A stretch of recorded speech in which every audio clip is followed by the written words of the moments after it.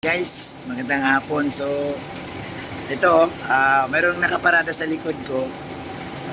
Mukhang namumukhaan ko to eh. Yung kotse na to guys, mukhang pamilyar sa akin. Yan. So, nandito kami guys sa ano, sa, ayan. So, ito yung time na magpapaayos si Boss Dan. So, ito yun. Ito guys, ang pangalan nito, yan.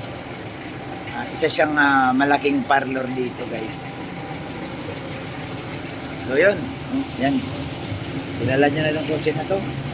Yan, lalapitan natin muna guys, lalapitan natin. Sinong laman itong kotse na to? Tara na kuya. Ha?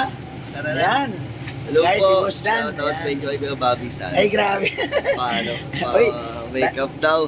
Salamat sa sponsor. Thank you Ayan. po. Salamat. Ayusan si Dan, may make-upan siya. Grabe. Kahit ano lang kuya, kahit buhok lang. Ha? Kahit yung buhok ko lang. Sige, walang problema. Kasi hindi naman kami masyado maputing yan eh. Baka ano. Ha? Hindi rin ako sanay. Tara po. Yan, so nandito na si Joy. No? Nasa loob. Joy po guys. Sabay-sabay silang magpapaayos. Si Boss Dan.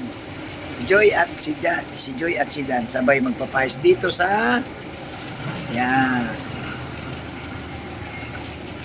Ano bang lugar ito?